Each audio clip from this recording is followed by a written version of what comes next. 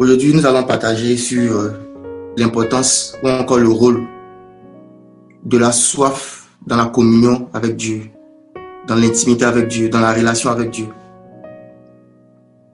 On va commencer par un texte de l'apôtre Paul dans Philippiens chapitre 3. Philippiens chapitre 3, versets 7 à 14.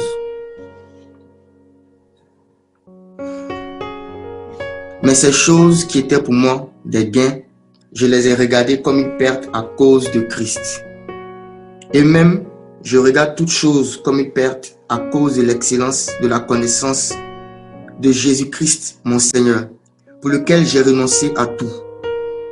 Je les regarde comme de la boue afin de gagner Christ et d'être trouvé en lui, non avec ma justice, ce qui vient de la loi, mais avec celle qui s'obtient par la foi en Christ, la justice qui vient de Dieu par la foi, afin de connaître Christ et la puissance de sa résurrection et la communion de ses souffrances, en devenant conforme à lui dans sa mort, pour parvenir, si je puis, à la résurrection d'entre les morts. Verset 12. Ce n'est pas que j'ai remporté le prix ou que j'ai déjà atteint la perfection, mais je cours pour tâcher de le saisir, puisque moi aussi j'ai été saisi par Jésus-Christ. Frère, je ne pense pas l'avoir saisi, mais je fais une chose, oubliant ce qui est en arrière et me portant vers ce qui est en avant. Je cours vers le but pour remporter le prix de la vocation céleste de Dieu en Jésus-Christ. Amen. Ici, on voit l'apôtre Paul qui parle aux Philippiens. Et quand on commence déjà même à partir du verset 1, il explique combien de fois, lorsqu'il était ardent zélateur de la tradition de ses pères, c'est-à-dire de la Torah, il avait de quoi se glorifier. Il commence par dire que lui, il est hébreu, né d'hébreu, circoncis le 8e jour, de la tribu de Benjamin. Il donne son CV. Et après avoir fini de faire ça, il dit ces choses-là étaient pour moi un gain. C'était des sujets sur lesquels je m'appuyais pour avoir une gloire. Mais j'ai rencontré une chose. J'ai fait une expérience. L'expérience de l'excellence de la connaissance de Christ. Et à cause de cette expérience-là, ce qui m'est arrivé, c'est que toutes ces choses-là, dans lesquelles je mettais ma confiance, toutes ces choses-là qui étaient pour moi un gain, je les ai regardées comme de la boue. Je les ai regardées comme une perte. À cause de l'excellence de la connaissance de Christ. L'excellence de la connaissance de Christ, ce n'est pas juste une information que tu as sur Jésus. C'est une expérience spirituelle que tu vis avec Jésus. Je répète, l'excellence de la connaissance de Christ, ce n'est pas juste une information que tu vas obtenir sur Christ. Mais c'est une expérience. C'est plus profond que juste une information. C'est une expérience spirituelle réelle et concrète que tu vas vivre avec l'Esprit de Jésus. Si je dis à quelqu'un, Jésus-Christ est saint, et il me dit, oui, je sais que Jésus-Christ est saint, mais cette personne a vécu dans le mensonge. Il a la connaissance de la sainteté de Jésus, mais il ne connaît pas la sainteté de Jésus, parce qu'il n'a pas l'expérience. S'il avait l'expérience de la sainteté de Jésus, il vivrait aussi dans la sainteté. Donc quand Paul dit qu'il a expérimenté l'excellence de la connaissance de Christ, ça veut dire à la fois, il a eu des informations sur Jésus, que l'œil n'a point vu, que l'oreille n'a point entendu, qui ne sont même pas montées à la pensée de l'homme. Mais en même temps, il a vécu des choses concrètes, réelles, palpables et vérifiables, avec le Saint-Esprit. Et il dit qu'il a atteint ce niveau d'excellence de connaissance de Christ. Il a eu ça. Voilà pourquoi il a regardé toutes choses comme de la boue. Donc, ce qui fait que certaines personnes sont encore attachées au monde, aiment encore les choses du monde, aiment encore le péché. C'est parce que vous n'avez pas encore expérimenté l'excellence de la connaissance de Christ. Le jour où vous allez goûter à la connaissance de Jésus, tout va devenir de la boue. Le jour où vous allez expérimenter, ne serait-ce qu'un bout de la connaissance de Jésus, tout autour de vous va devenir comme de la boue. Et l'apôtre Paul, qui a vécu toutes ces choses avec le Seigneur, qui a vécu les miracles, les prodiges, la persécution, les résurrections des morts, qui a même été ravi au ciel, il dit aux chrétiens, frère, je ne crois pas avoir saisi la connaissance de Christ. Au verset 12. Il dit, c'est vrai que je vous ai dit que j'ai atteint l'excellence dans les choses de l'esprit. Mais en même temps, je reconnais, qu'il y a encore plus. Il y a un niveau que je n'ai pas encore atteint. Il y a une dimension de Christ que je n'ai pas encore expérimenté. Il y a une dimension de la communion avec le Saint-Esprit que je ne connais pas encore. Il y a un niveau de connaissance de Jésus que je ne connais pas encore. Voilà pourquoi je fais une chose. J'oublie tout ce que j'ai déjà vécu. Je ne fais plus mention pour moi-même de tout ce que j'ai déjà expérimenté dans le passé. J'oublie et je cours vers le but. Je cours. Comment quelqu'un comme Paul, avec tout ce qu'il a vécu, continue de courir pour comprendre Christ? Il n'a pas dit je marche. Il dit je cours. Ça veut dire qu'il s'empresse même de saisir encore plus de connaissances de Jésus. Mais qu'est-ce qui faisait que Paul, avec ce désir en fait, malgré tout ce qu'il avait déjà expérimenté, de continuer à courir, non pas de marcher, mais de courir pour saisir la connaissance de Christ? Paul avait un carburant qui le poussait à courir. Et il n'était pas fatigué de courir. Parce que l'appel, la vocation de Dieu en Jésus-Christ dont il parle là, c'est la connaissance de Jésus. La Bible dit dans Romains 8, verset 29, car ceux qu'il a connus d'avance, il les a aussi prédestinés à être à l'image de son Fils, afin que son Fils soit le premier-né dans plusieurs frères. Le but pour lequel Paul courait, c'était de connaître Jésus. Alors qu'il disait qu'il avait déjà expérimenté une excellence de la connaissance de Christ. La chose qui faisait que Paul courait, c'était la soif. Le désir d'expérimenter les profondeurs de Dieu. Le désir d'expérimenter les profondeurs de Christ, les profondeurs de la connaissance de Jésus. C'était son carburant. C'était son carburant. C'est la passion qu'il avait pour Jésus qui faisait qu'il était un éternel insatisfait en ce qui concerne les choses du royaume des cieux. Et c'est ça la soif. Une insatisfaction chronique en ce qui concerne les choses du royaume des cieux. Peu importe ce qu'il vivait avec Dieu, il se disait toujours qu'il y avait plus qu'il pouvait vivre avec le Seigneur. Il y avait plus. Et il désirait plus. Il désirait plus. Donc c'est quoi la soif? On va définir d'abord la soif avant de continuer. C'est quoi? La soif, c'est un désir ardent. C'est une passion ou encore un zèle qui brûle dans nos cœurs pour la connaissance de Dieu. C'est un désir ardent, une passion, un zèle qui brûle dans nos cœurs pour la connaissance de Dieu. C'est le carburant qui nous pousse à chercher Dieu. Celui qui n'a pas de motivation, qui n'a pas une passion pour la connaissance de Dieu, ne peut pas avoir un intérêt pour cette connaissance-là. Il ne peut pas. Il ne peut pas. Parce que qu'est-ce que la soif fait? La soif te pousse à chercher.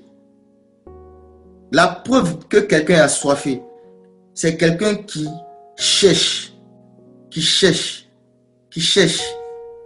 et qui désire trouver. Qui désire trouver. Et ce qu'il cherche, l'objet de sa recherche, c'est la connaissance de Dieu. C'est la connaissance de Dieu. Donc, pourquoi est-ce que la soif va jouer un rôle dans la relation entre Dieu et l'homme? Pourquoi est-ce que Dieu veut que les hommes qui le cherchent là, ils aient cette caractéristique-là, ce désir ardent de le connaître? La première explication, c'est que Dieu se cache. Dieu se cache. Qu'est-ce que signifie Dieu se cache? On va lire Proverbe chapitre 25, verset 2. Proverbe chapitre 25, verset 2. Je lis. La gloire de Dieu, c'est de cacher les choses. La gloire des rois, c'est de sonder les choses. La gloire de Dieu, c'est de cacher les choses. Et la Bible nous dit que Dieu fait tout pour sa gloire. Il fait tout pour sa gloire. Donc, Dieu se cache parce que sa gloire, c'est de cacher les choses. La gloire de Dieu, c'est de cacher les choses. Dieu veut que ceux qui le trouvent soient des gens qui ont un désir de le trouver. Il veut que ceux qui arrivent à expérimenter les choses de son esprit, à vivre les choses du royaume des cieux, soient des gens qui ont un désir véritable. Donc, qu'est-ce que Dieu fait? Dieu se cache. La gloire de Dieu, c'est de cacher les choses. Et celui qui n'a pas soif ne peut pas expérimenter la gloire de Dieu. C'est la soif qui va te pousser à chercher. Les choses cachées ne se trouvent pas de manière aisée, ne se trouvent pas de manière triviale. Quand une chose est cachée, afin de pouvoir la trouver, il y a quelque chose, il y a un désir que tu dois manifester qui va te pousser à chercher. Et tant que tu n'as pas ce désir-là, tu ne pourras jamais trouver cette chose-là. Et on va voir, on va lire plusieurs versets tout à l'heure, que dans les Écritures, toutes les promesses que Dieu a faites, en ce qui concerne les choses du royaume des cieux, en ce qui concerne sa connaissance, en ce qui concerne l'intimité avec lui, en ce qui concerne les dons spirituels, en ce qui concerne la manifestation de sa puissance, c'est toujours pour des gens qui ont soif. Tous les appels que le Seigneur a fait, il a dit celui qui a soif. Il n'a pas dit tout le monde. Il dit celui qui a soif, qu'il vienne et qu'il boive. Tous les appels que Dieu a fait, il a dit celui qui a soif. On va lire 3 versets qui en parlent. D'abord, on va commencer par Ésaïe 55, verset 1. Ésaïe chapitre 55, verset 1. Vous tous qui avez soif, venez aux eaux. Même celui qui n'a pas d'argent, venez, achetez et mangez. Venez, achetez du vin et du lait sans argent, sans rien payer. Le Seigneur commence par vous tous qui avez soif. Vous tous qui avez soif, venez aux eaux. Venez aux eaux. Les eaux dont il parlait, c'était les eaux de sa connaissance. Cette eau dont il parlait là, c'était l'eau de la connaissance de Dieu. Parce que dans les Écritures, la connaissance de Dieu est assimilée à de l'eau. Et on va comprendre aujourd'hui pourquoi. On va comprendre, on va aller dans Genèse et on va comprendre pourquoi est-ce que Dieu assimile sa connaissance à de l'eau. Mais avant d'arriver là, il dit, vous tous qui avez soif, venez aux eaux. Même celui qui n'a pas d'argent.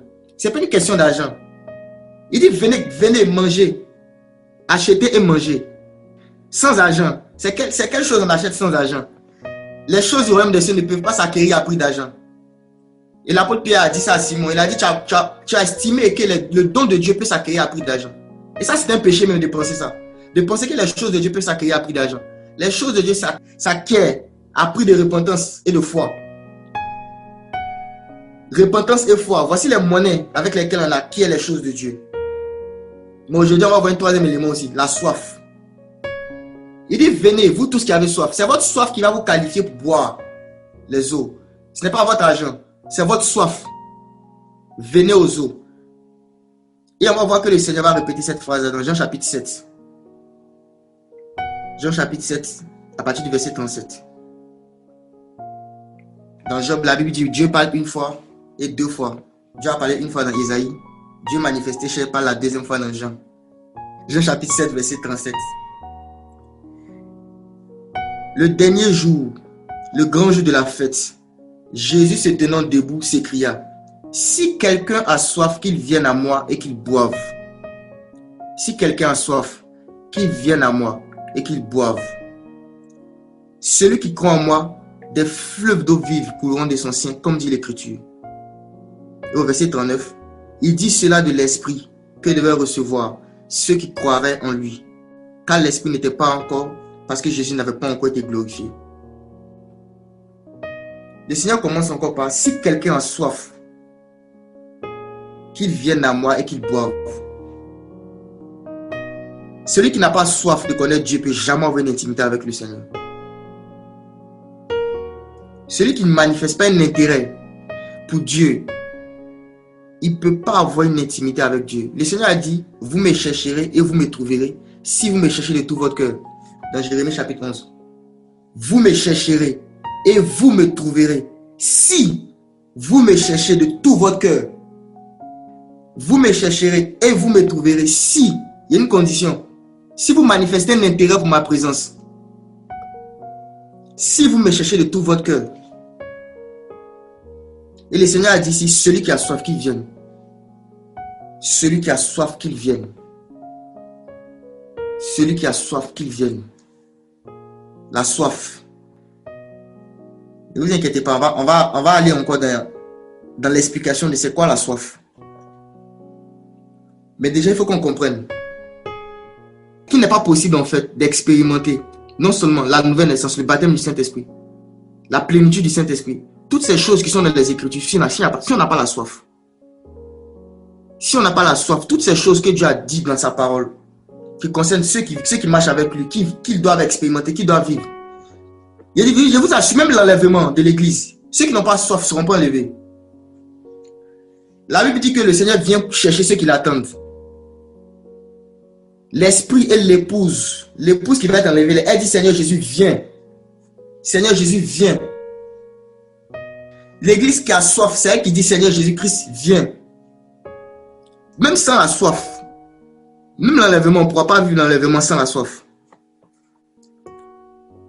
Et la soif est quelque chose qui nous rend agréable à Dieu. Qui nous rend agréable à Dieu. Regardez le roi David.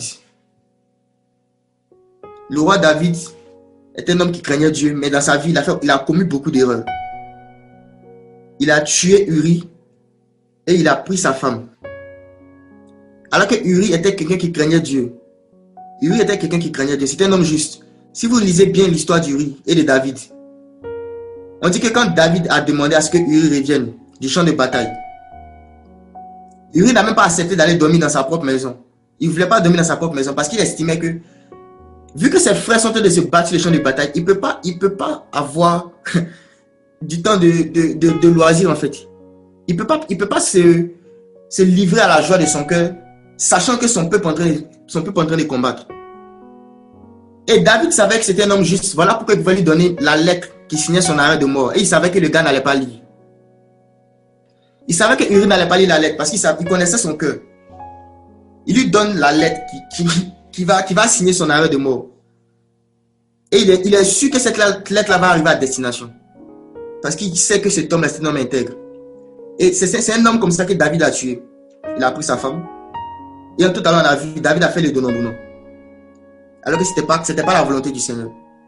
Mais quand on lit Actes chapitre 13, verset 22, Dieu dit, j'ai trouvé David, homme selon mon cœur, qui a accompli toutes mes volontés.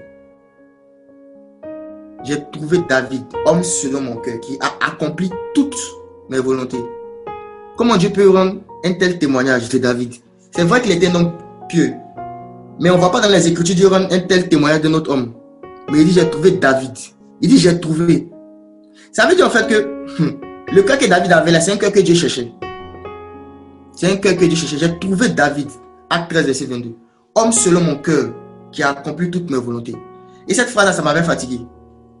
Pendant des mois, j'ai demandé au Seigneur, qu'est-ce que David avait de particulier? Je sais, bon, il te craignait, c'est vrai. Mais je connais aussi Job, je connais Daniel, je connais Abraham. Ils étaient tous bien, mais pourquoi tu dis de David? J'ai trouvé un homme selon mon cœur qui a accompli toutes mes volontés. Et le Seigneur m'a fait réaliser, il m'a dit, va méditer Psaume. Et quand j'ai médité le livre de Psaume, c'est là que j'ai compris pourquoi Dieu a dit ça de David. David, c'était un assoiffé de Dieu. Il désirait tellement la présence de Dieu. Il n'était pas parfait, c'est vrai. Mais il désirait tellement la présence de Dieu que il ne pouvait pas s'empêcher, en fait. Quand tu lis même ses écrits, tu l'imagines en fait en train d'écrire les psaumes. Lorsqu'il dit, mon âme est brisée par le désir qui la porte vers tes lois. Son âme était brisée par le désir qui voulait connaître la parole de Dieu. Comment l'âme de quelqu'un peut être brisée par un désir de connaître Dieu et de connaître sa parole?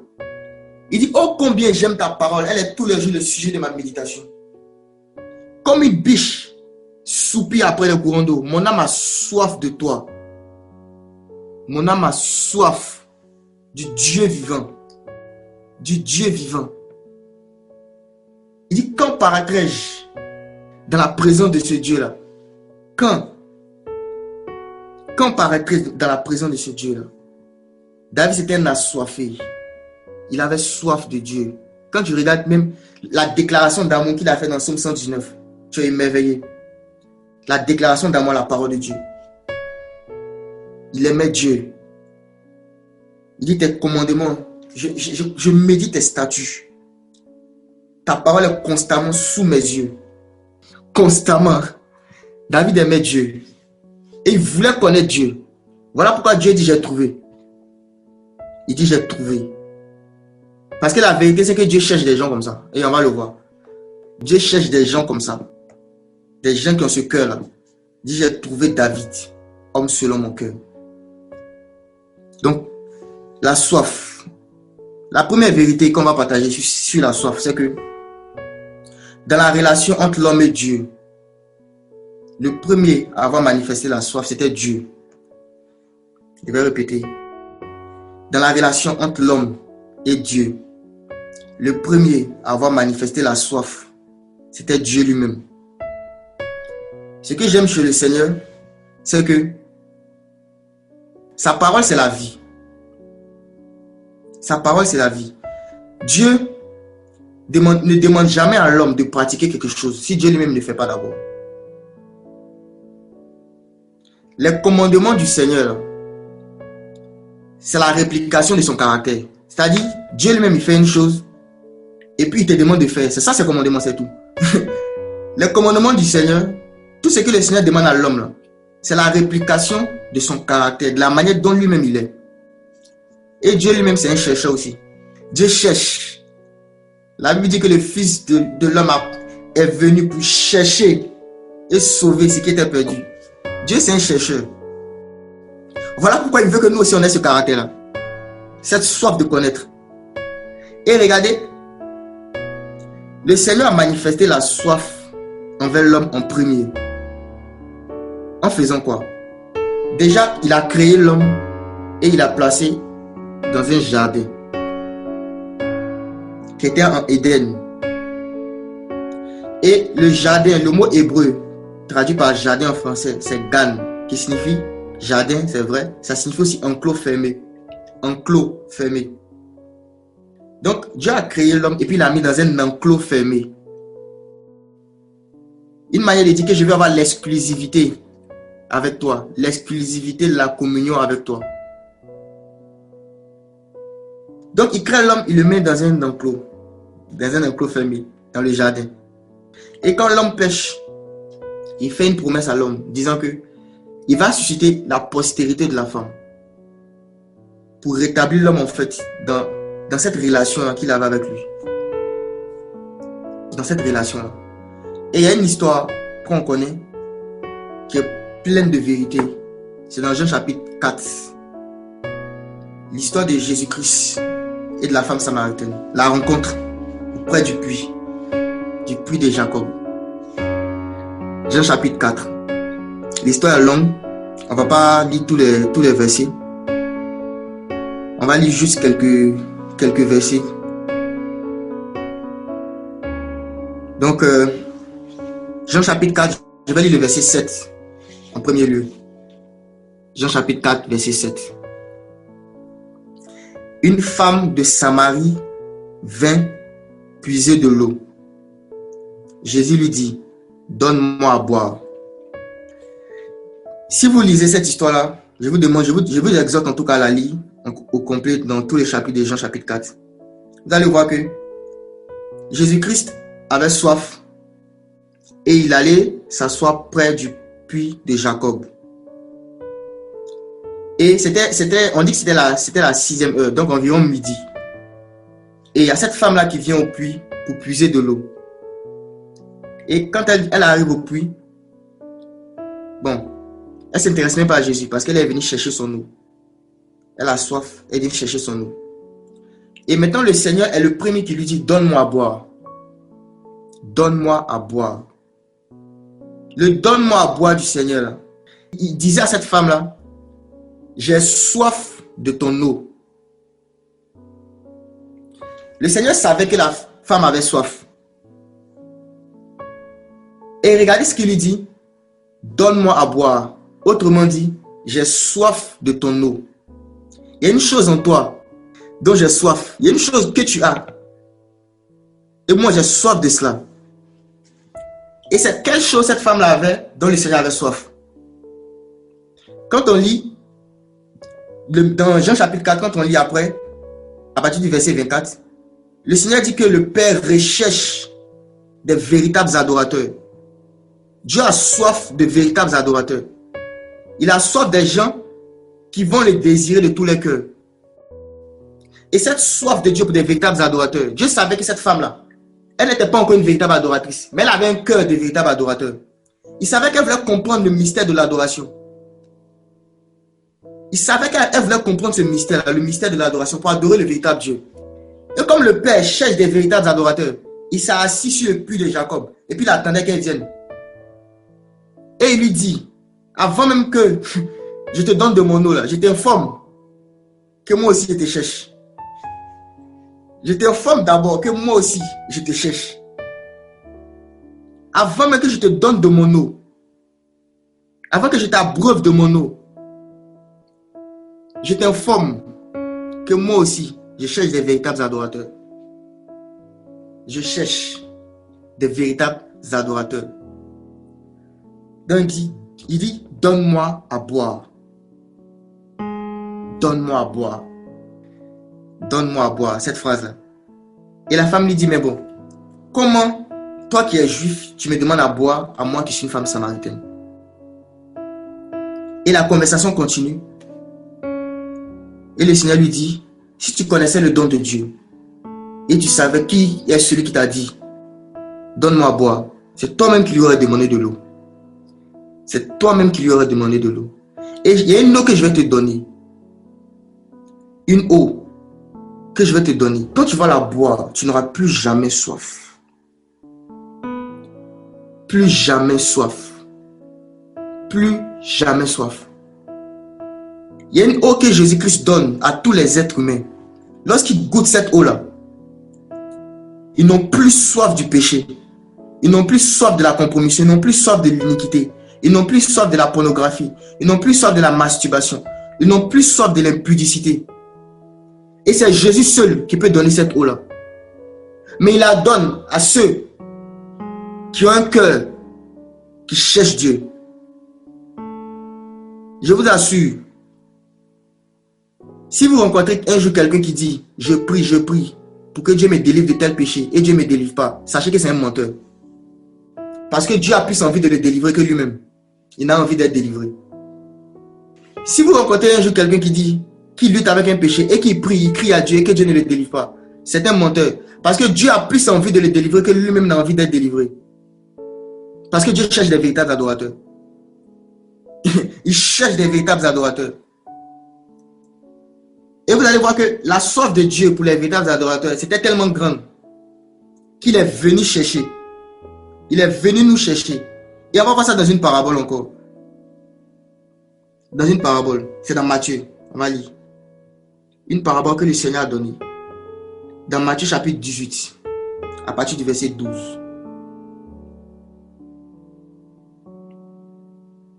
Le Seigneur parle, il dit, que vous ensemble, si un homme a 100 brebis et que l'une d'elles s'égare, ne laisse-t-il pas les 99 autres sur les montagnes pour aller chercher celle qui s'est égarée? Et s'il la trouve, je vous le dis en vérité, elle lui cause plus de joie que les 99 autres qui ne se sont pas égarés. Jésus. Il dit, que vous en sentez? Si un homme a 100 brebis, il parlait de lui. Les 100 brebis, les 99 brebis, donc, voici comment le Seigneur m'a expliqué cette parabole. Un homme a 100 brebis, il parlait de lui. Et les 99 brebis, c'est toutes les créatures qui adorent le Seigneur dans les cieux. Que ce soit les anges, les vieillards, les êtres vivants. Toutes les créatures qui adorent le Seigneur dans les cieux. Et on dit que parmi toutes ces brebis dont l'homme faisait partie, il y a une qui s'est égarée, l'homme. Et celle qui s'est égarée, elle s'est retrouvée dans la vallée. La créature qui s'est égarée s'est retrouvée dans la vallée. Et qu'est-ce qu'il fait l'homme? Il laisse les 99 autres sur les montagnes. Regardez bien ce détail-là. Il les laisse sur les montagnes. Il les laisse sur les montagnes. Jésus-Christ a laissé les anges dans les cieux. Et il est descendu dans la vallée pour aller chercher la seule brebis qui s'est égarée. Il les a laissés sur les montagnes. Et il est descendu pour aller chercher la seule brebis qui s'est égarée. La seule. Et encore plus profond. On dit qu'il retrouve cette brebis-là. Il a plus de joie. Il manifeste plus de joie. Plus de joie que pour les 99 autres qui ne se sont pas égarés. Ça veut dire qu'il y a une joie, il y a une joie plus grande que le Seigneur manifeste. quand une âme est sauvée, que même du fait que les anges ne se sont pas égarés. Le fait que les anges ne se sont pas égarés là, Dieu est content. Mais il est encore plus content. Quand une seule brebis qui s'est égarée revient à la maison. Et regardez comme il termine. Au verset 14. De même, ce n'est pas la volonté de votre Père qui est dans les cieux, qu'il se perde un seul de ses petits. Qu'il se perde un seul. Ce n'est pas sa volonté. Et vous savez la joie que Dieu a expérimentée là. Et vous partagez un éclairage que le Seigneur m'a donné sur la joie de Christ. Lisons Hébreux chapitre 12. Hébreux chapitre 12, verset 2. La joie qu'on expérimente quand tu as soif, quand il est midi, il fait très chaud, et puis on te donne de l'eau. Cette joie que tu expérimentes est comparable à la joie que Jésus-Christ a expérimentée de nous voir un jour dire Seigneur, on veut devenir saint comme toi. Lorsqu'il a vu le frère O'Neill dire un jour, Seigneur, je vais être saint, je vais abandonner le péché, je vais être délivré du péché. Je n'ai pas la capacité, mais je crois que tu peux m'échanger. Cette joie qu'il a expérimentée ce jour-là, on va en parler aujourd'hui. Hébreux chapitre 12, verset 2. Il dit, faisons-le en gardant les regards sur Jésus, qui fait naître la foi et qui l'amène à la perfection. En échange de la joie qui lui était réservée, il a souffert la croix en méprisant la honte. Et il s'est assis à la droite du trône de Dieu. La Bible dit qu'en échange de la joie qui lui était réservée, Jésus-Christ a accepté de souffrir la croix. Il a accepté de mépriser la honte ou encore mépriser l'ignominie. Il a accepté de souffrir la croix parce qu'il y avait une joie qui lui était réservée. Il y avait une joie qui lui était réservée. C'était quoi cette joie qui était réservée à Jésus? Parce que quand on lit Jean, notamment au chapitre 17, lorsqu'il priait, il dit, Père, je prie que ma joie parfaite soit en eux. Avant d'aller à la croix, Jésus dit que je prie que ma joie parfaite soit en eux. Ma joie parfaite soit en eux. Donc Jésus avait une joie parfaite avant d'aller à la croix. Mais Hébreu nous dit qu'il y avait une joie qui lui était réservée. Il y avait une joie qui était réservée à Christ. Et c'est à cause de ça qu'il a accepté de souffrir la croix. Cette joie qui lui était réservée, c'est à cause de cela qu'il a accepté de souffrir la croix. Donc c'était quoi cette soif-là qui était réservée, cette joie, pardon, qui était réservée à Jésus et qui l'a poussé à souffrir la croix? C'était quoi? C'était quoi cette joie-là? Et il a donné la réponse dans Jean chapitre 16.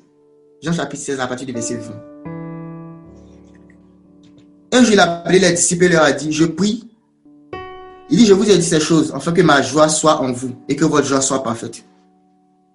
Ma joie soit en vous et que votre joie soit parfaite. Jésus avait la joie. Mais on dit, il y avait une joie encore qui lui était réservée. Donc, il a accepté de souffrir la croix. Maintenant, Jean chapitre 16, à partir du verset 20. Non, on va lire le verset 21. On va juste seulement lire le verset 21.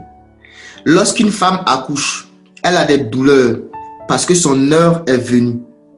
Mais lorsque l'enfant est né, elle ne se souvient plus de sa tribulation à cause de la joie qu'elle a de ce qu'un être est né dans le monde. Je relis. Lorsqu'une femme accouche, elle a des douleurs parce que son heure est venue. C'est le Seigneur qui parle à ses disciples.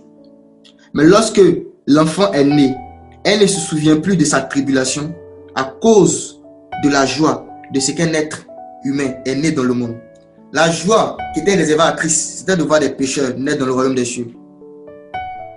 La joie qui était réservée à Jésus, c'était de voir des gens naître dans le royaume des cieux. Voilà pourquoi il pouvait mépriser la croix. Voilà pourquoi il pouvait mépriser la souffrance de la croix. C'était de voir des gens naître dans le royaume des cieux. Il y avait la douleur de l'enfantement parce que son heure était venue d'expérimenter, de souffrir les douleurs de l'enfantement. Son heure était venue d'expérimenter les douleurs de l'enfantement. Mais il dit, il va oublier ça vite. Pourquoi? Parce qu'il va expérimenter la joie de voir des gens naître dans le royaume des cieux. Naître dans le royaume des cieux. Cette joie-là, c'était cette joie-là qui lui était réservée. Donc, il a accepté de souffrir la croix parce qu'il avait soif de voir des gens naître dans le royaume des cieux. Il savait que pour chercher l'homme et sauver l'homme, il fallait expérimenter les douleurs de l'enfantement. Donc, il a méprisé cette douleur-là à cause de la joie qui lui était réservée. Enfin, voici. à cause de la joie qui lui était réservée. Donc Dieu a manifesté la soif d'avoir une relation avec nous. Dieu cherche des véritables adorateurs. C'est ce que la Bible nous dit. Il cherche. Dieu cherche des véritables adorateurs. C'est ceux-là que le Père recherche. C'est ceux-là que le Père recherche. Et comme il est cherché, il a accepté de souffrir la croix, de mépriser la honte. Il a accepté. Je ne sais pas pour vous, mais moi, mon cœur brûle d'amour pour Jésus. Je ne sais pas si vous ressentez la même chose. Plus tu découvres l'amour que Dieu a pour toi, plus tu l'aimes. Plus tu l'aimes. Et plus tu veux le découvrir encore davantage. Tu veux découvrir encore les différentes pièces qu'il y a dans le royaume des cieux, dans le palais.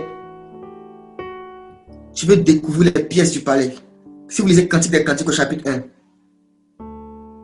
le désir que la femme manifestait pour la présence de Salomon. Elle voulait être dans les palais de Salomon. Dans les palais. Elle voulait visiter le palais de Salomon. Être dans les pièces du palais. Parce qu'elle aimait Salomon.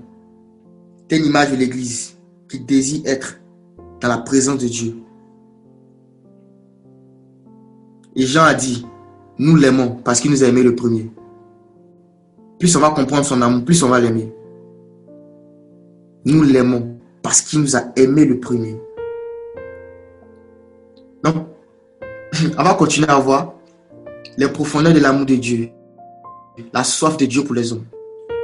Et là, maintenant, on va venir sur la croix. J'aime parler de la croix à chaque fois. Parce qu'à la croix, il y a trop de profondeur. On va venir maintenant sur Jésus. Un épisode qui s'est passé à la croix. La croix. Qu'est-ce qui s'est passé à la croix?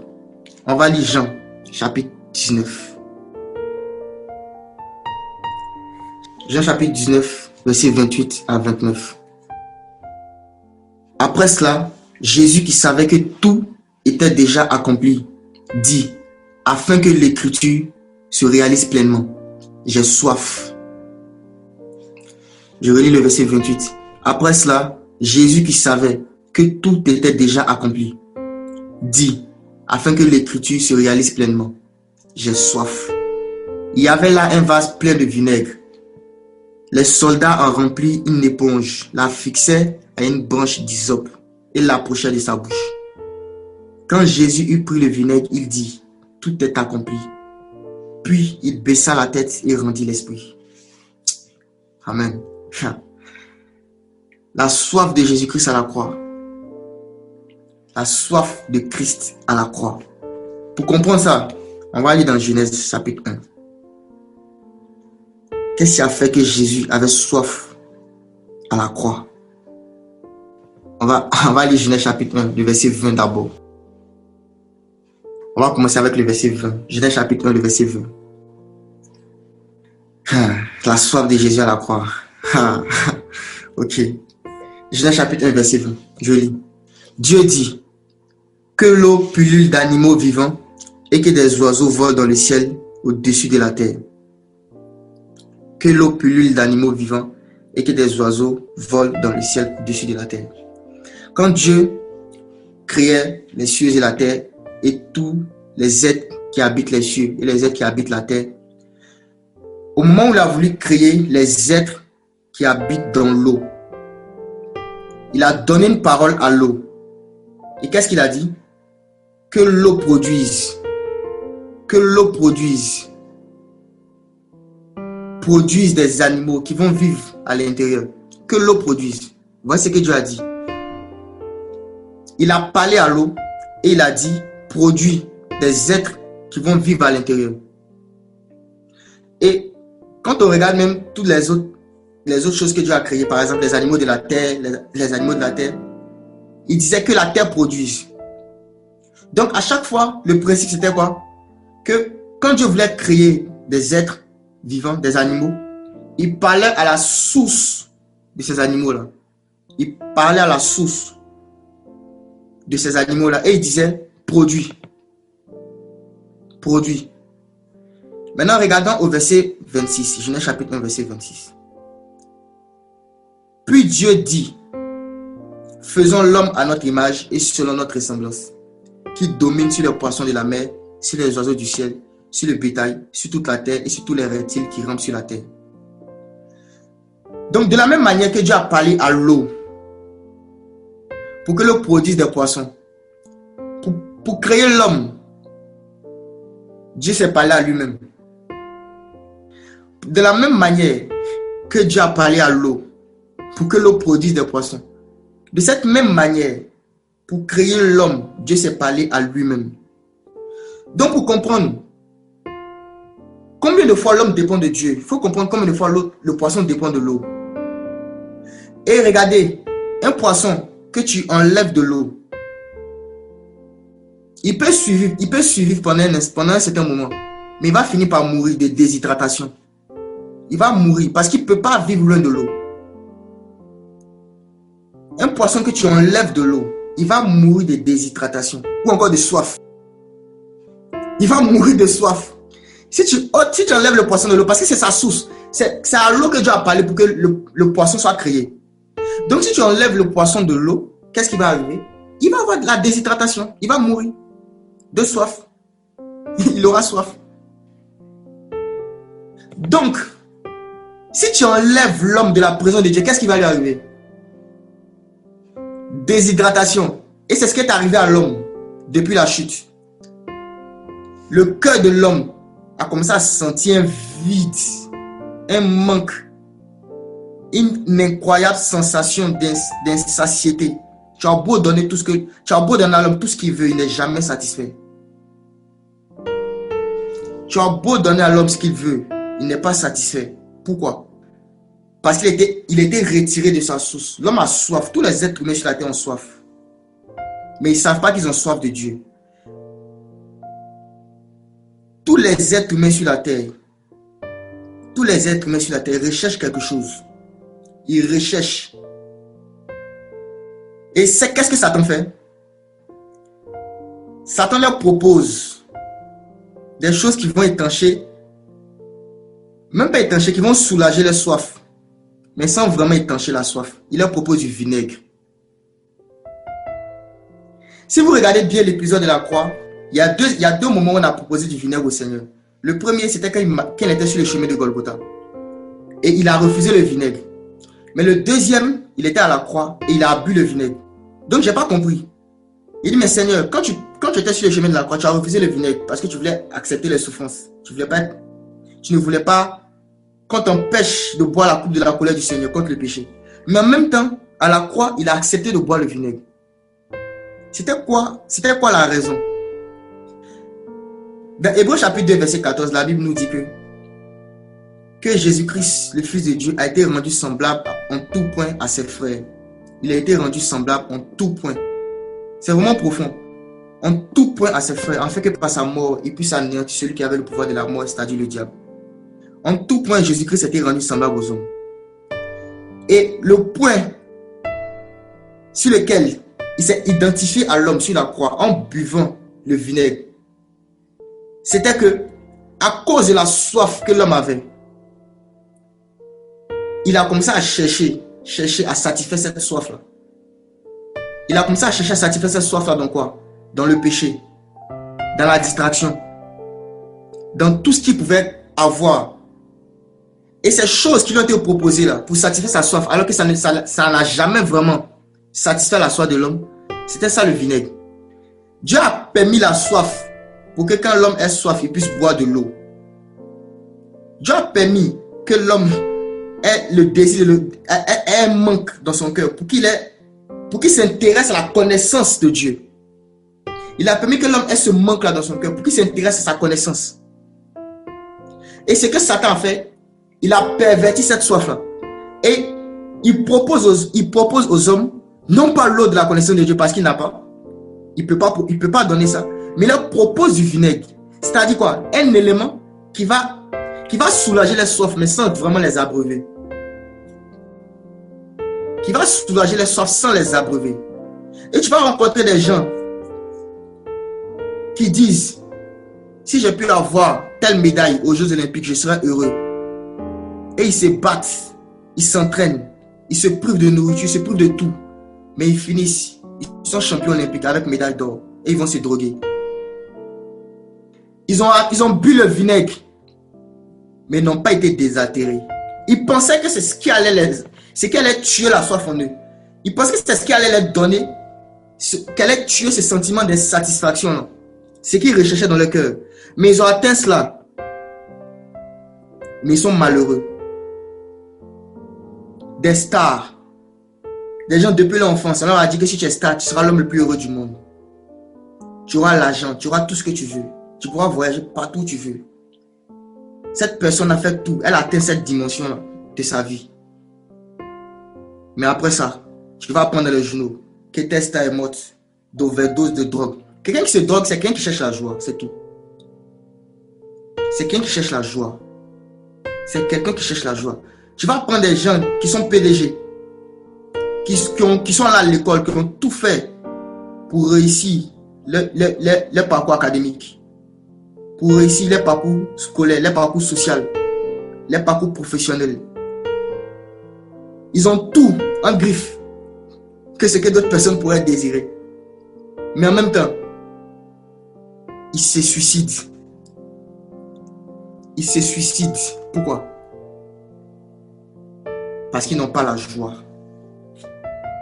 Et ce sentiment de tristesse, plus profond encore que les hommes expérimentent, quand ils boivent le vinaigre, c'est ça que Jésus expérimentait à la croix. Il était fait en tout point semblable à ses frères. En tout point semblable à ses frères. Pour mieux les comprendre, pour mieux les sauver. Il était fait semblable en tout point. Tous ceux-là qui cherchent le bonheur, qui cherchent la joie, qui n'arrivent pas à la trouver, qui ont tout fait dans leur vie, qui n'arrivent pas à la trouver, sachez que Jésus-Christ a vécu la même chose à la croix pour vous. Pour que plus jamais vous n'ayez à vivre ça. Il a accepté d'avoir soif et de boire le vinaigre. Pour expérimenter les mêmes choses que vous. Pour que vous, dorénavant, vous puissiez boire l'eau de vie, l'eau qui sort d'Éden. Et regardez celui qu'on dit qu'il a soif. Il meurt, on perd son côté, il y a l'eau qui sort. L'eau sort d'Éden, l'eau sortait du côté de Jésus. Pour dire que Jésus-Christ est Éden. Quand tu lis Genèse chapitre 2, on dit qu'il y a un fleuve d'eau qui sortait d'Éden pour arroser le jardin. Il y a un fleuve d'eau qui sortait d'Éden. Jésus, l'Éden. Et pour mieux nous sauver, Jésus qui s'est identifié à nous parfaitement. Voilà pourquoi il a accepté de boire le vinaigre. S'il y a quelqu'un ici qui manque de joie, qui sait qu'il y a quelque chose dans sa vie qui ne va pas, il a beau avoir tout ce qu'il veut, mais n'est jamais satisfait. Qu'il sache que s'il boit encore du vinaigre, il aura encore soif. Et le vinaigre, c'est tout ce que Satan va te proposer qui n'a rien à voir avec Christ. Le vinaigre, c'est tout ce que Satan va te proposer qui n'a rien à voir avec Christ. Si tu bois de cette eau, tu auras encore soif. C'est même pas une eau. Si tu bois de ça, tu auras encore soif. Tu auras encore soif. Satan va te dire, si tu as un désir, tu as des pulsions dans ton corps, masturbe-toi, regarde la pornographie. Tu le fais, tu es soulagé. Mais le demain, tu te réponds à faire les mêmes choses. Et souvent même, tu es triste. Tu es rempli de tristesse dans ton cœur. Tu n'as même pas envie. Ça ne te procure aucune joie. Aucune joie. Alors que tu pensais que c'est ce qui allait à désaltérer ta soif. Ça ne te procure aucune joie. Mais tu es esclave. Il y a quelqu'un ici, le Saint-Esprit me dit que tu es esclave de la pornographie et de la masturbation. Et plusieurs fois, tu as prié pour demander la délivrance, mais tu n'étais pas sincère. Voilà pourquoi jusqu'à aujourd'hui, tu n'es pas encore délivré. Mais aujourd'hui, si tu comprends que tu manifestes l'intérêt pour l'eau de l'esprit, pour les eaux de l'esprit, si tu manifestes l'intérêt pour la connaissance de Dieu, une connaissance authentique et véritable, qui ne va pas juste te donner une information sur Jésus, mais qui va te faire vivre une expérience concrète et réelle de la puissance de Dieu, de la puissance de la résurrection. Aujourd'hui, tu vas être délivré. Aujourd'hui, tu seras délivré. Jésus-Christ a eu soif à la croix pour que tous ceux qui ont soif sur cette terre n'aient plus soif. Qui ont soif du bonheur, de la paix et de la joie. Vous savez, il y a trois choses principales que les hommes cherchent sur la terre. c'est la justice, la paix et la joie. Regardez tous les combats que les gens ont sur la terre. Toutes les guerres. Tout ce que les hommes font sur la terre, c'est motivé par ces trois choses-là. Ils recherchent soit la justice, soit la paix, soit la joie. Ou bien les trois. Soit la justice, soit la paix, ou soit la joie. Mais regardez ce que l'apôtre Paul va dire dans Romains chapitre 14 au verset 17. En effet, le royaume de Dieu, ce n'est pas le manger et le boire, mais la justice, la paix et la joie par le Saint-Esprit. La justice, la paix et la joie par le Saint-Esprit. Le royaume des cieux, ce n'est pas le manger et le boire, mais la justice, la paix et la joie par le Saint-Esprit. En fait, ce que les hommes cherchent là, c'est le royaume des cieux. Ce qu'ils cherchent, c'est le Saint-Esprit. C'est le Saint-Esprit. Et la Bible dit que l'Esprit, c'est l'eau. Quand Jésus a dit, celui qui a soif, qu'il vienne à moi, qu'il boive. Celui qui croit en moi, des fleuves d'eau vive couleront de son sein. On dit, il disait cela de l'Esprit que devaient recevoir ceux qui croiraient en lui. L'Esprit que devaient recevoir ceux qui croiraient en lui. Et vous savez, Dieu a tellement bien fait les choses que l'eau, même l'eau naturelle, même qu'on connaît, a des propriétés indispensables pour le corps humain, pour le fonctionnement du corps humain. Le corps humain, déjà même, est composé à 75% d'eau. Pour un adulte. Pour un bébé, c'est 80%. Et plus on tend vers la vieillesse, ça tend vers 50%. Mais pour un adulte, c'est environ 2/3 de son corps est composé d'eau. Et quand tu regardes ton corps humain, en tout cas, moi, sur mon corps, je ne vois pas de l'eau. Je ne vois pas de l'eau, à moins que je rince mon visage. Je ne vois pas de l'eau. Mais on dit que mon corps est composé à 2/3. 2/3, regardez bien, 2/3. 2/3 de mon corps, c'est de l'eau. Alors que je ne vois même pas cette eau-là. C'est-à-dire l'élément même qui permet à mon corps de bien se porter là, je ne le vois pas. Et je ne sais pas même que c'est ça. Je ne sais pas, à moins que tu aies lu des revues scientifiques, tu aies regardé des documentaires, tu ne sauras pas que ton corps est composé en majorité d'eau. Et de cette même manière-là, l'esprit de l'homme a la vie. La vie de l'esprit de l'homme. C'est même pas 2/3, c'est 100%. Est composé à 100% du Saint-Esprit. Celui qui n'a pas le Saint-Esprit est mort. L'esprit de l'homme, notre corps spirituel, il ne peut pas être en bonne santé, il ne peut pas se mouvoir, il ne peut même pas vivre en fait, sans l'eau spirituelle. Sans l'eau spirituelle. De la même manière que notre corps physique a besoin à chaque fois qu'on boive de l'eau pour nous renouveler, pour que la quantité d'eau qui est dans notre corps soit conservée et pour que nos organes puissent bien fonctionner, pour qu'on soit en bonne santé. De cette même manière, notre esprit a besoin de l'eau de l'esprit, a besoin de l'eau spirituelle, de le Saint-Esprit, sans quoi il ne peut pas. Il ne peut pas vivre. Il ne peut pas être en bonne santé. C'est pourquoi quelqu'un qui n'est pas rempli du Saint-Esprit, il ne peut pas expérimenter des choses de l'esprit, il ne peut pas vivre des choses spirituelles. Les expériences spirituelles seront étranges pour lui. Il ne comprend pas la vie de Dieu. Il ne peut pas comprendre la vie de Dieu. L'apôtre Paul dit, le royaume des cieux, c'est la justice, la paix et la joie par le Saint-Esprit. Et tous les hommes cherchent le royaume. Tous les hommes. Tous les hommes. Et Dieu, à cause du fait que les hommes, tout comme le poisson hors de l'eau, commencent à expérimenter un manque chronique pour l'eau. Il sait que les hommes, loin de lui, ils vont forcément expérimenter ça. Ils ne comprendront pas toujours. Certains penseront que c'est avec le péché qu'ils pourront satisfaire cette soif-là. Certains penseront que c'est avec les accomplissements personnels qu'ils pourront satisfaire cette soif-là. Certains penseront que c'est avec le vinaigre qu'ils pourront satisfaire la soif. Dieu n'a pas donné le vinaigre pour être un élément qui satisfait la soif. C'est l'eau que Dieu a donnée. C'est l'eau que Dieu a donnée pour satisfaire la soif de l'homme. Donc tous ceux-là qui sentent ce vide à l'intérieur d'eux, ce vide malgré tout ce qu'ils ont vécu, tout ce qu'ils ont accompli, sachez que ce dont vous avez besoin, c'est de l'eau de Jésus. Et c'est cette eau-là qu'il a promis à la femme samaritaine. Il dit, si quand tu vas la boire, là, tu n'auras plus jamais soif. plus jamais soif. Et je veux qu'on voit une préfiguration de ce que Jésus a fait. Dans le livre d'Exode chapitre 17. On va voir rapidement une préfiguration de comment est-ce que Dieu a répondu à la soif des hommes. Exode chapitre 17. Je vais lire le verset 1 d'abord.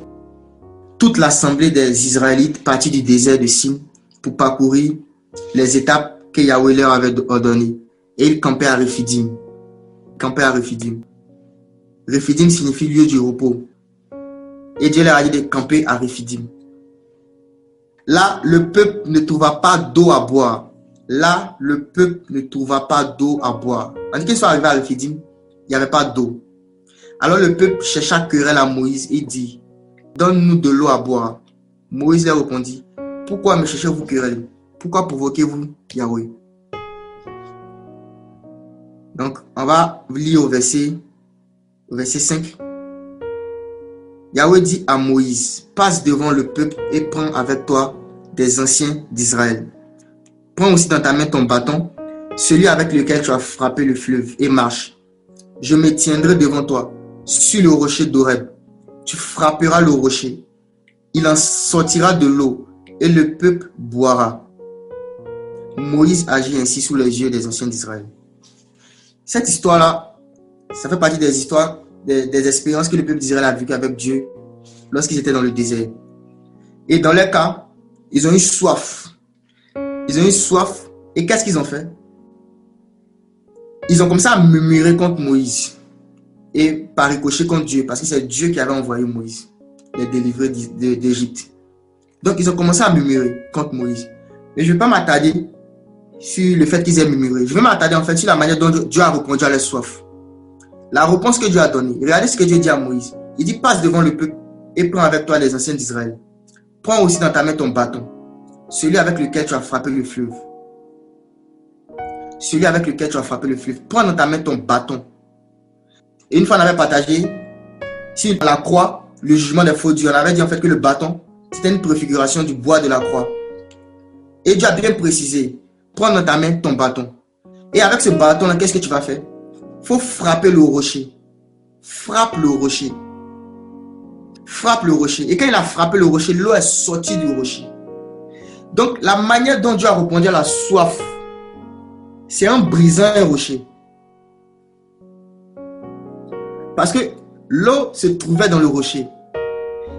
Et pour que cette eau-là soit disponible, pour que les hommes puissent être abreuvés, il fallait briser ce rocher-là. Donc, qu'est-ce que Dieu a dit à Moïse? Il dit, prends le bâton, qui était une image de la croix, et frappe le rocher. De cette même manière, quand on lit Ésaïe 53, la Bible dit qu'il était frappé de Dieu. Il a été frappé de Dieu. Ce rocher en question, c'était Christ. C'est ce que l'apôtre Paul nous dit dans 1 Corinthiens chapitre 10, verset 4. Le rocher qui suivait Israël dans le désert, ce rocher, c'était Christ. Et c'était une préfiguration de comment est-ce que Dieu allait reprendre la sorte de l'humanité. Il allait reprendre la sorte de l'humanité par l'œuvre de la croix. L'œuvre de la croix, c'est Dieu lui-même, non pas Moïse cette fois-ci, c'est Dieu lui-même qui frappe le rocher. Dieu lui-même qui frappe le rocher pour que l'eau sorte du rocher, pour abreuver les hommes. Dieu lui-même qui frappe le rocher pour que l'eau sorte du rocher pour abreuver les hommes. Ça veut dire quoi? Que peu importe ce qu'un homme recherche, il ne sera jamais satisfait tant qu'il n'a pas expérimenté le rocher brisé. Peu importe ce qu'un homme cherche dans la vie, que ce soit le bonheur, la joie, la paix, il ne pourra jamais vivre ces choses-là s'il n'a pas expérimenté le rocher brisé. Parce que la réponse de Dieu à la soif des hommes, c'était un rocher brisé. C'est l'eau qui sortait du rocher. S'il n'y a pas l'œuvre de la croix, peu importe ce qu'un homme pourra trouver, il ne va jamais expérimenter une paix totale, une joie totale. Il ne pourra pas. La réponse de Dieu à la soif, c'était le rocher brisé. Il fallait qu'on brise le rocher. Et l'eau devait sortir du rocher. Et c'est cette eau-là qui allait abreuver le peuple. Cette eau qui sort du rocher. Et la Bible dit que le Messie était frappé de Dieu et humilié. Frappé de Dieu et humilié. l'eau qui sort du rocher. Jésus-Christ, il est le rocher. Et c'est parce qu'il a été frappé à la croix qu'aujourd'hui, tout homme, toute femme, tout jeune, tout vieillard qui désire connaître Dieu, qui désire l'excellence de la connaissance de Dieu, peut venir et boire cette eau gratuite. La vie éternelle, ce n'est pas d'aller au ciel. La vie éternelle, c'est connaître Dieu. C'est ce que la Bible dit dans Jean chapitre 17. Or, la vie éternelle, c'est qu'ils te connaissent, toi, le vrai Dieu. Il dit, celui qui croit en moi a la vie éternelle. Celui qui croit en Jésus, celui qui expérimente l'œuvre de la croix, qu'est-ce qu'il fait? Expérimenter l'œuvre de la croix, c'est boire l'eau qui sort du rocher brisé. Et quand tu bois cette eau-là, tu bois la vie. C'est la vie que tu bois. C'est la vie que tu bois. Et le Seigneur fait encore une autre promesse. Il dit que cette vie que tu es en train de boire, là, ça va devenir un fleuve d'eau. Un fleuve, imaginez un fleuve qui va couler de toi. Jusque dans la vie éternelle, jusque dans l'éternité. Un fleuve d'eau. Celui qui croit en Christ, celui qui accepte de se repentir de ses péchés et qui décide de marcher avec Jésus. Ce qu'il vient de faire, c'est de boire l'eau du rocher. C'est de boire l'eau du rocher. Parce que ce n'est pas possible pour quelqu'un d'avoir une relation avec Dieu s'il ne désire pas cette eau-là. S'il ne désire pas cette eau-là, l'eau de la connaissance de Dieu. C'est ça la vie éternelle, la connaissance de Dieu. C'est ça la vie éternelle. La connaissance de Dieu.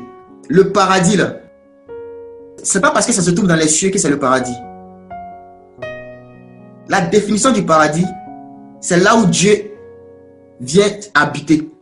Où il fait siéger son trône. C'est là où Dieu établit son trône. C'est ça qu'on appelle le paradis.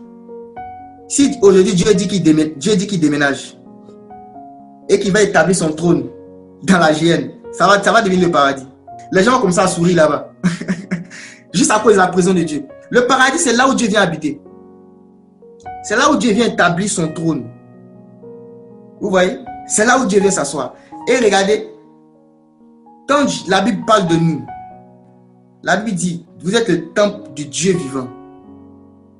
Ne savez-vous pas que l'Esprit de Dieu habite en vous? Paul n'a pas dit, ne savez-vous pas que l'Esprit de Dieu vient vous rendre visite souvent? Vient en vacances et puis il repart.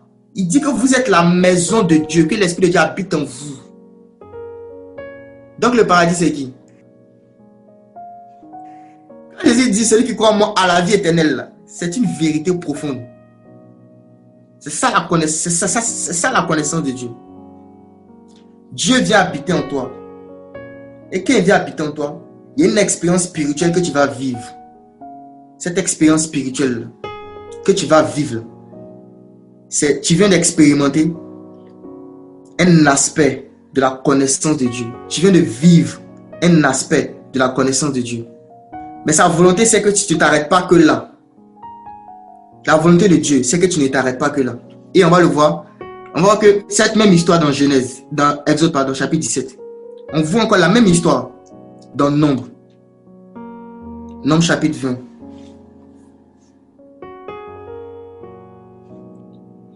Donc je vais lire. Toute l'assemblée des Israélites arriva dans le désert de Tsin le premier mois et le peuple s'arrêta à Kadès. C'est là que Myriam mourut et fut enterrée. Il n'y avait pas d'eau pour l'assemblée. Le premier lieu, c'était Rephidim. C'était le lieu du repos. C'était là qu'ils avaient exprimé la première fois la soif. Maintenant, ici encore, on nous dit qu'ils sont arrivés à Kadès. Kadès signifie sainteté, encore consacré. Ou encore saint. Donc, après avoir expérimenté le repos, Dieu les a conduits dans le lieu de la sanctification. Ça part de la marche de l'esprit. Quand Dieu te fait expérimenter son repos, il te conduit dans sa sainteté. Et regardez encore, ils ont manifesté un autre type de soif. Le premier type de soif, quand on vient à Jésus, c'est la soif d'être délivré du péché. C'est la soif de la connaissance de Dieu, c'est la soif d'être délivré du péché. Et le Seigneur nous donne l'eau pour satisfaire cette soif-là. Et maintenant, quand on commence à marcher avec lui, il y a un autre type de soif qu'on doit manifester. C'est le même type de soif, mais ça se manifeste différemment. Là, ce n'est plus la soif d'être délivré du péché, mais c'est la soif de recevoir des informations sur Dieu. La soif d'expérimenter des choses avec Dieu. Et par rapport à cette soif-là, ils ont parlé encore, c'est la même histoire. Hein. Et regardez ce que Dieu va dire à Moïse dans Nombre chapitre 20, verset 7. À partir du verset 7. L'Éternel dit à Moïse, prends le bâton et convoque l'assemblée, toi ainsi que ton frère Aaron. Vous parlerez au rocher en leur présence, et il donnera son eau. Tu feras sortir pour eux de l'eau du rocher, et tu feras boire l'assemblée et leur bétail.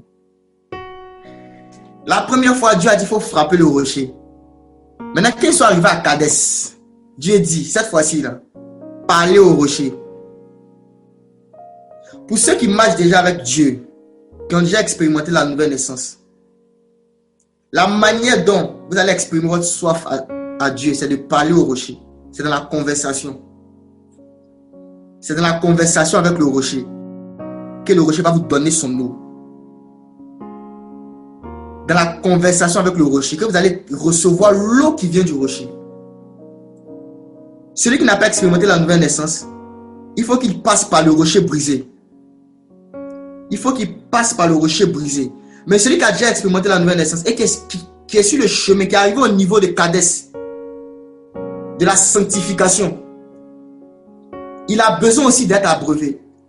Il a une autre soif qu'il manifeste, la soif de connaître les choses de Dieu. Et pour recevoir l'eau, pour étancher cette soif-là, il doit parler au rocher. Il faut qu'il parle au rocher, la vie de prière. Il faut qu'il y ait une conversation avec le rocher. Il faut qu'il dise au rocher, je veux de l'eau. Je veux de l'eau. Je veux de l'eau. Il faut qu'il dise, j'ai soif de toi. Mon âme a soif de toi. Et mon esprit en moi te cherche. Toi seul est le désir de mon cœur et je vis pour t'adorer. Il faut qu'il parle au rocher. Il faut qu'il dise, Seigneur Jésus, viens habiter en moi. Mon âme a soif de toi. Il faut qu'il parle au rocher. S'il ne parle pas au rocher, il ne va pas recevoir l'eau qui sort du rocher. Même s'il a déjà expérimenté le rocher brisé. Même s'il a déjà expérimenté le rocher brisé. Il faut qu'il parle au rocher pour expérimenter l'eau. L'eau de l'esprit. Il faut qu'il parle. La vie de prière. Ce n'est pas possible d'expérimenter la vie de Dieu. Pour ceux qui sont nés de nouveau, si vous n'avez pas une vie de prière, si vous ne parlez pas constamment au rocher, plus tu vas parler au rocher, plus l'eau va sortir. Plus tu parles au rocher, plus l'eau sort.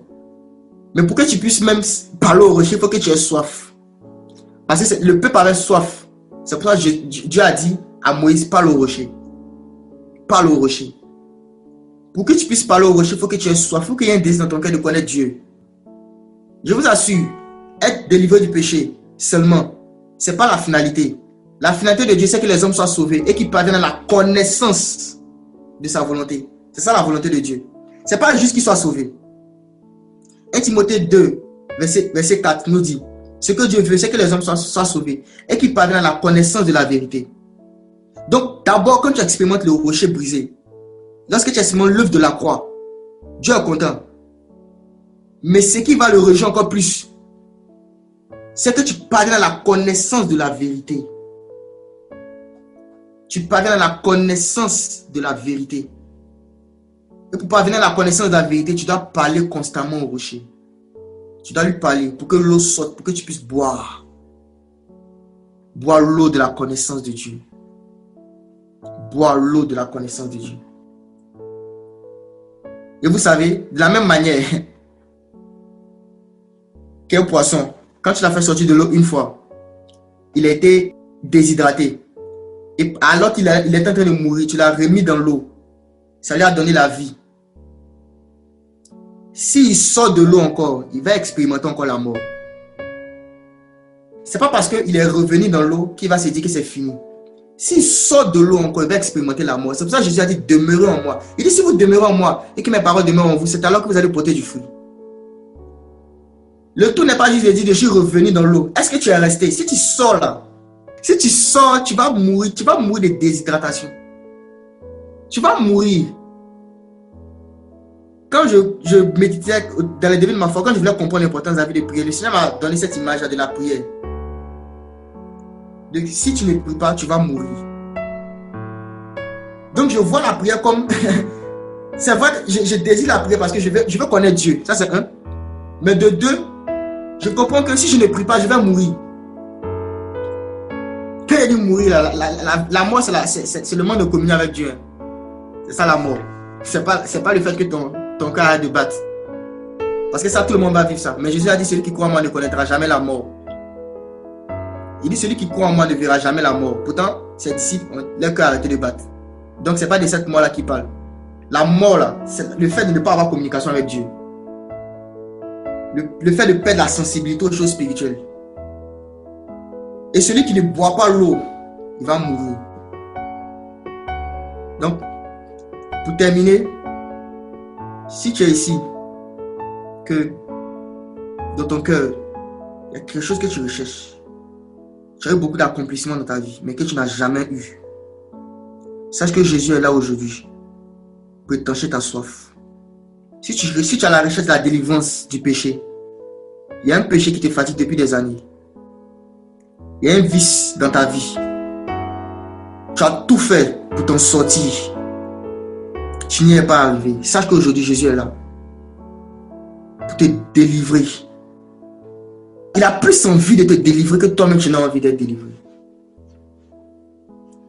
Si aussi tu es esclave des démons, ils te tourmentent dans tes nuits, ils te tourmentent dans ta vie de tous les jours, et tu ne sais pas quoi faire, tu as cherché des solutions, tu as bu du vinaigre, ça et là, mais ça n'a pas altéré, ça ne t'a pas désaltéré. Sache que Jésus-Christ est là pour te délivrer de tous tes démons, de toutes tes oppressions, aujourd'hui, même pas demain, aujourd'hui. Si aussi tu es malade, il y a un mal dans ton corps,